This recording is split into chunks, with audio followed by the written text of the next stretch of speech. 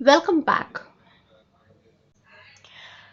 Today we are going to get hands-on with Java programming to implement LeetCode problem 1381. The expectation is to design a stack with increment operation. A stack typically consists of two operations, push and pop.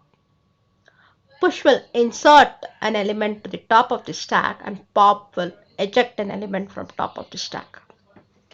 This is a custom implementation where LeetCode is expecting us to implement an increment operation. The increment operation stack, push, and pop is briefly called out in the explanation given here. So it's pretty simple and straightforward as far as push and pop are concerned. So initially we have an empty stack, we are going to create that, and when we push 1, that's going to be top of the stack. When we push 2, 2 gets into top of the stack. So it's going to be like this. When we perform a pop, 2 gets ejected out. When we again push 2, it gets into top of the stack. 3 gets into again top of the stack. The stack, of course, is limited by the size given by max size here when creating the custom stack definition, and so 4 ejection of 4 will be limited if the stack size is just going to be 3. Now an increment operation will increment the value of the element here with input value. And so we are now ready to get started and make our hands dirty. Consider this case where we are going to build a custom stack. A general stack normally has two functions. One is known as the push operation, other is known as the pop operation. A stack is a special data structure that allows the user to add nodes or elements to the top and also be able to pull or eject elements from the top. An analogy of stack can be thought of plates placed in the kitchen one above the other. You must have also seen stack of plates in the restaurant.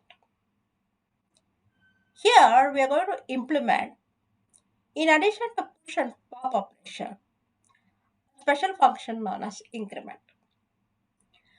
This function increment, as per expectation in LeetCode, is a little different, wherein we're going to add an incremental value, number of elements k from bottom of the stack.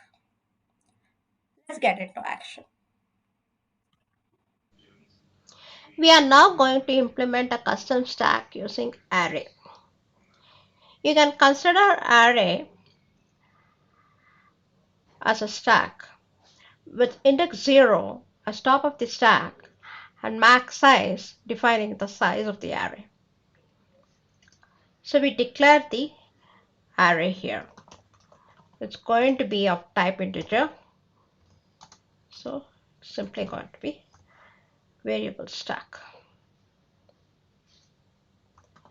Next we define the top of the stack. We need to track the top of the stack, so we need a variable again.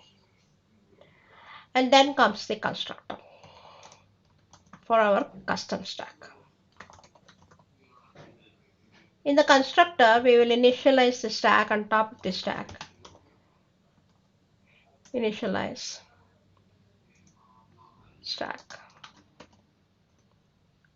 So stack equal to, we are just going to allocate integer array of size, max size. That's going to be the maximum length of the array. And then top of stack is initially going to be -1. So to access the array, we need to increment top of the stack by 1. And then now comes the stack operations.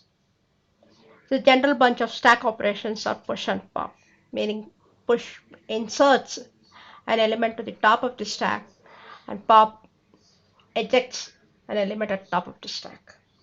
It's essentially a first in, last out implementation.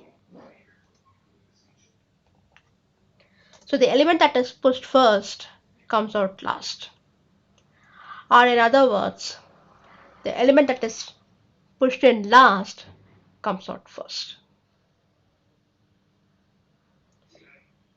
So it's a first in, last out order stack implementation.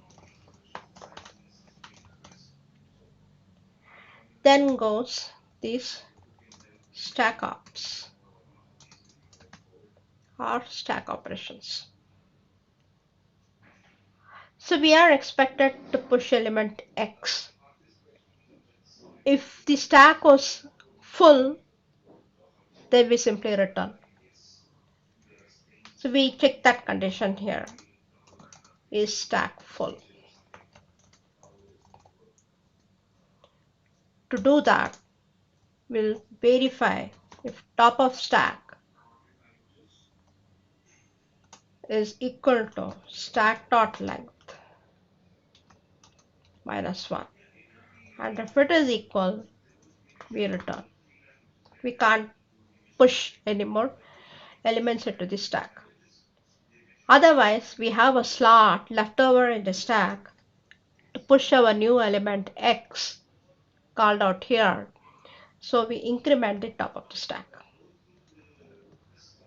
If the top of the stack was initially minus 1, an increment here would make it 0. That allows us to add an element to the array stack at index 0. So you can assume now we are adding it the first time. Top of stack will be stack of 0, and so we can add it with X. If push was supposed to be called multiple times, then we would keep on incrementing top of stack, and every time we increment it, we get access to the next element in the stack and then be able to insert the new element. Before we jump into implementing the next stack operation, which is pop, we'll take a short look into the visual of how a stack looks. Now if we were to think of stack operation, push, as I mentioned before, if we were to have 4 elements already into the stack, wherein first we had pushed 41 and then later we had 31 and then 21, followed by that we have 11. 11 becomes top of the stack, which has been pushed very recently. And then comes the newest element which we are required to push, which is 1. It now changes from 11 to 1 as top of the stack. Now if we were to perform a pop operation with this current stack state, let's say a single call to pop would go ahead and remove this. And the second call to pop would go ahead and remove 11. The following would remove 21, and the fourth call would remove 31, and finally when 41 is removed, stack will be empty. Okay, so having said that, pop operation will eject top of the stack.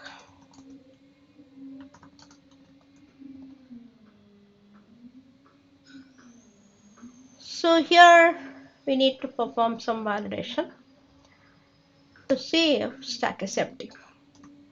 Is stack empty? If stack is empty, then we don't have any content or element in the stack and we won't be able to perform pop. So if top of stack equal to -1, which is our initial state as per the definition here in the constructor, we return. So we won't be able to perform pop operation on a newly defined stack. If the stack is not empty, then we have at least one element. So we can go ahead and pull the value out of it. So we simply say stack of top.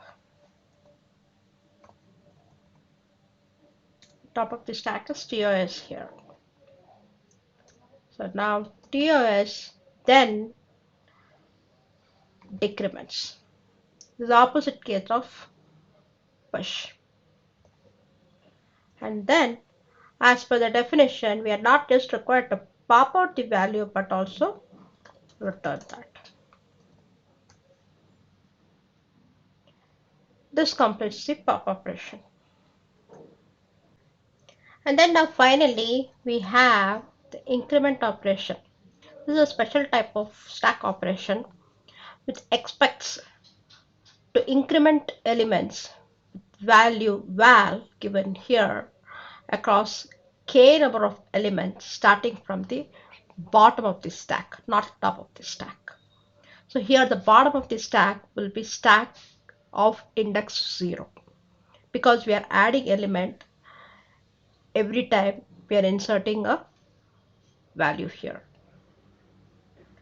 So we traverse from bottom of the stack until we hit value k and then increment it by val.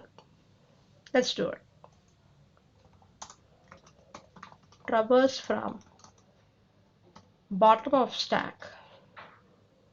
Let me go ahead and write the full thing until k elements and increment by val.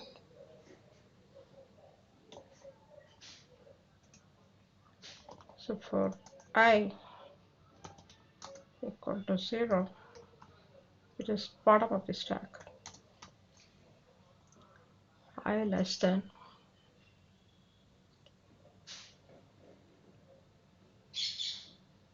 k minus 1, I plus plus stack of I increment by val.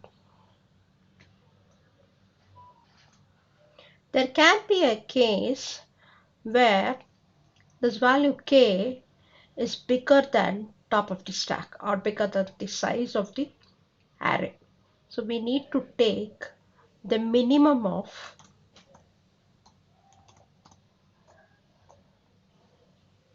TOS comma k minus 1 and traverse.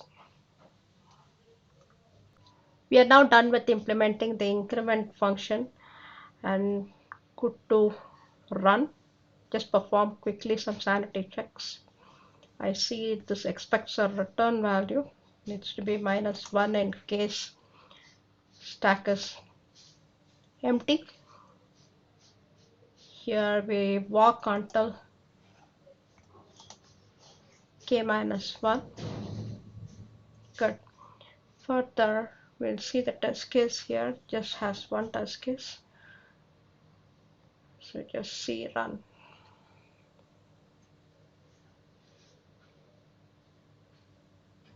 Okay. So the expected result goes like this. Yeah, it's complete. Thanks for watching. You've been so far hearing from Vidya. If you like the kind of videos that I'm making, consider subscribing.